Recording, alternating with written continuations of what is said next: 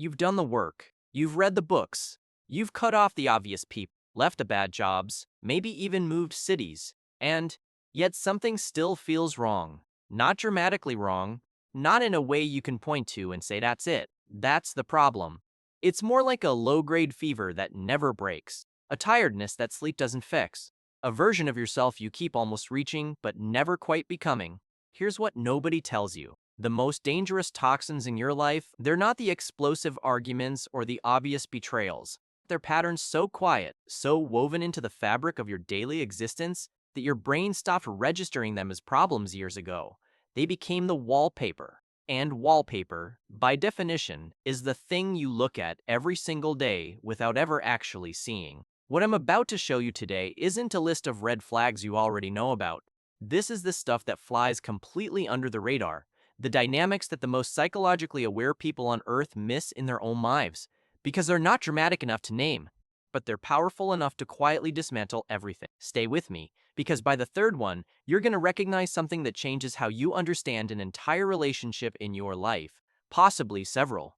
Dynamic number 1, the warmth withdrawal loop. There's a particular kind of person who is extraordinarily warm with you when you do things that benefit them, when you agree, when you perform, when you make them feel good about themselves, and then, without ever saying a word, becomes cooler when you don't. No fight, no confrontation, just a drop in temperature so subtle that you can't even bring yourself to mention it without sounding paranoid. Psychologists call this intermittent reinforcement through affective withdrawal, and it is, neurologically speaking, one of the most powerful behavioral conditioning tools in existence, not because it's cruel, though it often is, but because it's invisible. Here's what's happening inside your brain when this dynamic runs. Every time that warmth returns after a period of coldness, your brain releases a disproportionate amount of dopamine, more than it would if the warmth had been consistent. This is the same mechanism behind gambling addiction. The variable reward, the unpredictable return of good feeling, creates a compulsive need to pursue it.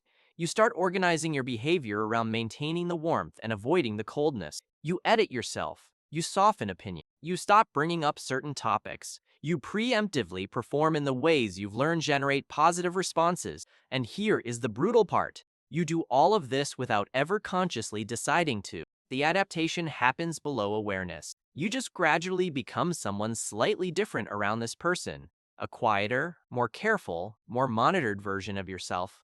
And over months and years of this dynamic, that quieter, more careful version starts leaking into other areas of your life. You carry the monitoring posture with you. You start editing before you speak in rooms where nobody asked you. The relationship didn't just affect the relationship, it rewired your default mode.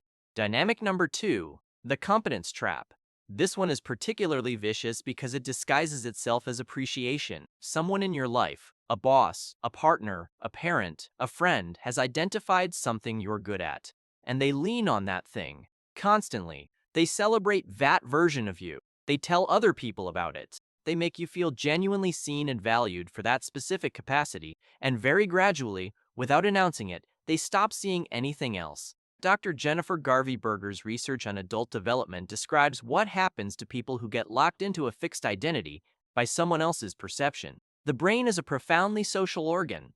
It builds its sense of self partly through the mirror of how others respond to us. When someone reflects back only one dimension of who you are, even a genuinely impressive dimension, your internal space starts to shrink around that dimension. You stop exploring the parts of yourself they don't respond to, not because you've decided to abandon them, but because there's no relational reward for expressing them. The parts of you that get seen grow louder. The parts of you that go unseen quietly atrophy. Meanwhile, you start feeling a particular kind of trapped exhaustion that's almost impossible to explain to someone who hasn't felt it. You're valued, you're appreciated, you're needed, and somehow you feel like you're disappearing. That's not ingratitude. That's what it feels like when a full human being has been reduced to their most useful function. If this is already landing somewhere real, share this with one person who needs to hear it. Sometimes the most powerful thing you can do for someone you love is hand them the language for something they've been feeling but couldn't name. Dynamic number 3, the invisible debt relationship. This one might be the most socially acceptable form of toxicity that exists, which is exactly what makes it so dangerous. There are people who give generously, genuinely, lavishly, frequently. They remember birthdays and show up during hard times and offer help before you ask. And if you met them at a party, every single person there would describe them as one of the most giving people they know. But every gift comes with a ledger. You just can't see it. Not until you do something they disapprove of, until you make a choice that they wouldn't have made, until you prioritize something they don't value. That's when the ledger appears, suddenly referenced implicitly or explicitly in a way that makes the accounting undeniable. After everything I've done for you, psychologists studying relational coercion describe this pattern as obligatory gratitude induction. The gifts are real, but their function is architectural. They are building a structure of obligation, a debt you never agreed to carry but somehow find yourself trying to repay every time you make an autonomous choice. The reason this is so psychologically corrosive is not just the manipulation, it's what it does to your relationship with receiving. After enough cycles of this, your nervous system starts associating generosity with danger.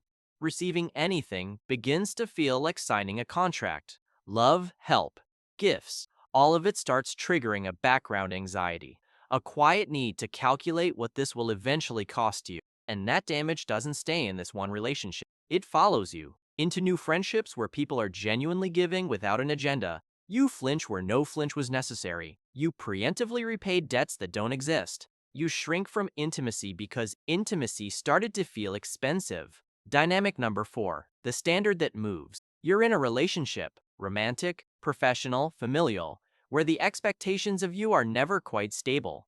You meet the standard. And then, the standard shifts. You adjust, you grow, you deliver.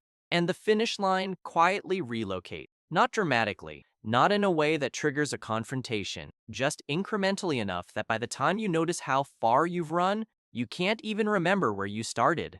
Research on chronic stress and perceived control, extensively documented in the work of Dr. Martin Seligman, describes what happens to an organism that consistently cannot predict what behaviors lead to positive outcomes. It stops trying to figure it out.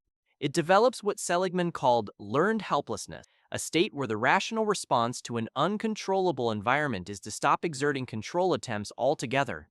In human relational terms, this looks like someone who gradually stops asserting preferences, stops advocating for themselves, stops bringing ideas or hoping for acknowledgement, not because they're passive by nature, but because their nervous system ran the experiment enough times and concluded, it doesn't matter what I do. The outcome isn't connected to my behavior. And once that wiring sets in, it is extraordinarily difficult to dislodge, even after the relationship ends, even in new environments where the standard actually is stable, where your efforts actually do produce predictable results. Your nervous system carries the old conclusion into the new context and filters out all the evidence that contradicts it. You don't believe the stable standard is real because you've been taught it isn't. Here's the thing, all 4 of these dynamics have in common. None of them require a villain. The person running the warmth withdrawal loop may have learned it from a parent who ran it on them.